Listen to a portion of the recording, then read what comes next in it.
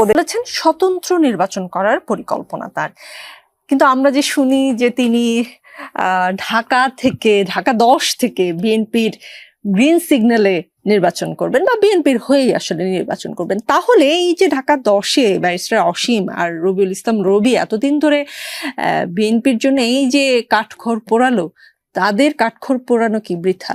প্রথম কথা হলো,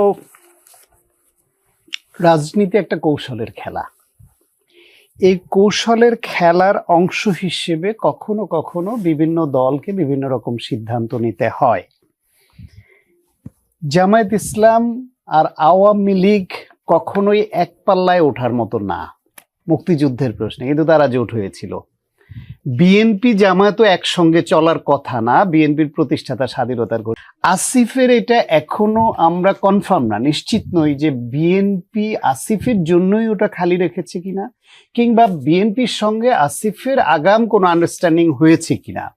যদি হয়ে থাকে সেটা রাজনৈতিক কৌশল হিসেবে আমাদের দেখতে হবে। তবে এই কৌশলটা ত্যাগী নেতাদের বেড়ে ওঠায় একটা প্রতিবন্ধকতা তৈরি করে। একটা জায়গায় একজন নেতা দীর্ঘদিন ধরে নিজেকে তৈরি করেন, তিনি ফিল্ড তৈরি করেন, কর্মী তৈরি করেন।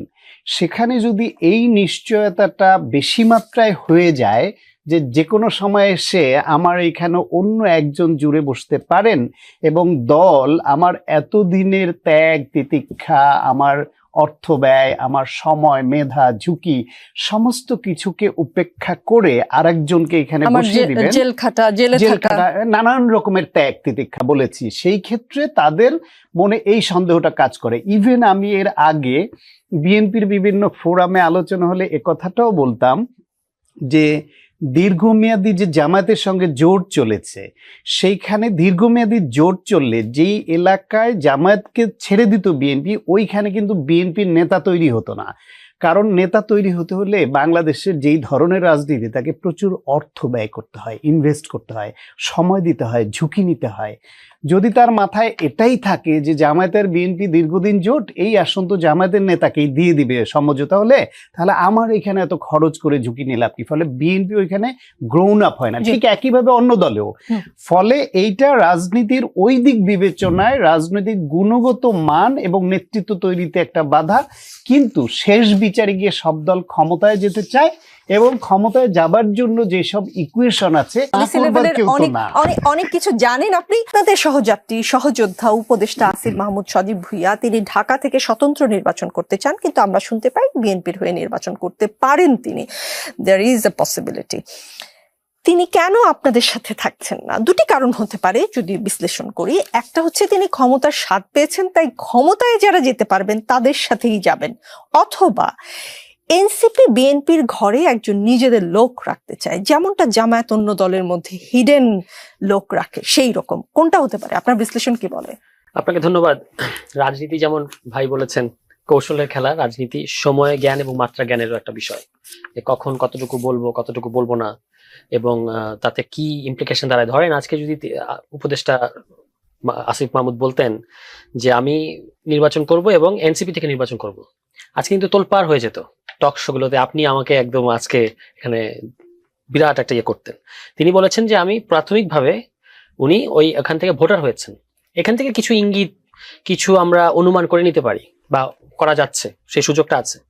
এবং তিনি বলেছেন তিনি নির্বাচন করবেন, মানে আমরা যদি ধাপে ধাপে আগাই, তিনি ওখানে ভোটার হয়েছেন, তিনি নির্বাচন করবেন।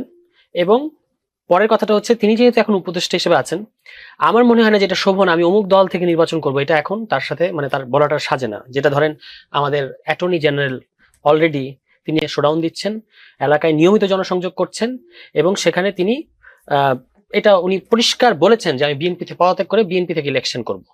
ঠিক আছে, এটা ভালো যে এটা নিয়ে কোনো কন্ট্রোভার্সি কিংবা কোনো হইচই কোথাও কোনো আলোচনা হচ্ছে না, খুব একটা হচ্ছে না, এটা খুব একটা কেউ গুরুত্ব দিচ্ছে না। আসিফ মাহমুদ যেহেতু এখনো উপদেষ্টা আছেন, ফলে আমরা বুঝতে পারলাম যে তিনি নির্বাচন করবেন, এটুকু আপাতত বোঝা গেল। আর স্বতন্ত্র হয়ে করবেন, কারণ নির্বাচন করতে গেলে মিনিমাম আপনাকে মানে এই সুযোগ আচ্ছা, আছে আপনার স্বতন্ত্র। কথা থেকে আপনাকে একটা প্রশ্ন করি। জি। উপদেষ্টা আসিফ মাহমুদ মানে কবে সরকারের উপদেষ্টা পদ থেকে পদত্যাগ করবেন সেটা নিশ্চিত করেননি, নির্বাচন করবেন, নিশ্চিত করার পর তার সরকারে থাকার নৈতিকতা তারটাও প্রশ্নবিদ্ধ হয় কিনা, মানে এখন তার সরকারি কর্মকাণ্ডে পক্ষপাতিত্বের অভিযোগ কি অযৌক্তিক হবে কিনা? কারণ তিনি যদি দেখি আমরা যে ক্ষমতা ছাড়ার পর তিনি বিএনপি বা এনসিপি বা জামাত কোন একটি দল থেকে তিনি নির্বাচন করছেন, ও স্বতন্ত্র উনি এই কারণে বললেন কিনা যে স্বতন্ত্র বললে আসলে কোনো পক্ষপাতিত্বের অভিযোগ থাকবে না, এটা তার একটা স্ট্র্যাটেজি, কিন্তু তিনি ক্ষমতা ছেড়ে যদি কোনো একটা দলের হয়ে নির্বাচন করেন তখন প্রশ্ন উঠবে না এটা নিয়ে? না, প্রশ্ন উঠতে পারে, কিন্তু দেখতে হবে যে উনি আসলে কাউকে কোনো মানে বেনিফিট দিয়েছেন কিনা। এখন ধরেন আমরা দুটো অপশন আছে, হয় তিনি এনসিপিতে আসবেন অথবা তিনি বিএনপিতে যাবেন অথবা তিনি স্বতন্ত্রই করবেন, যে কোনো একটা। উনি তো আজকে বলেছেন স্বতন্ত্র, কিন্তু মানুষ তো সিদ্ধান্ত বদলায় যে কোনো সময়। এখন আপনি এটা নিশ্চয়ই আপনার মনে আছে, বিএনপি এক সময়ে যমুনা রে যমুনা আমরা কিন্তু যমুনা বলে একেবারে প্রায় আসিফ মাহমুদের পদত্যাগের জন্য কি করে নাই, কি কোনো কিছু করা বাকি রাখে নাই। সিটি কর্পোরেশনে আন্দোলন হয়েছে। হ্যাঁ, এখন যদি গুঞ্জনটা যদি সত্যি হয়, আমরা তো গুঞ্জন জানি না, আমি বিশ্বাস করি যে তিনি স্বতন্ত্র বলেছেন, হয়তো তিনি সেটাই করবেন কিংবা এনসিপিতে আসবেন। কিন্তু ধরেন যদি বিএনপি তিনি করেন, তাহলে এইটা তো বিএনপিকে উত্তর দিতে হবে না যে আপনি যার পদত্যাগ চাইলেন এর আগে, তাহলে এখন কেন তাকে দলে ফেরানোর চেষ্টা করছেন কিংবা তাকে কেন ওখানে ছাড় দিচ্ছেন? জি। এই কথাটা কিন্তু আসবে।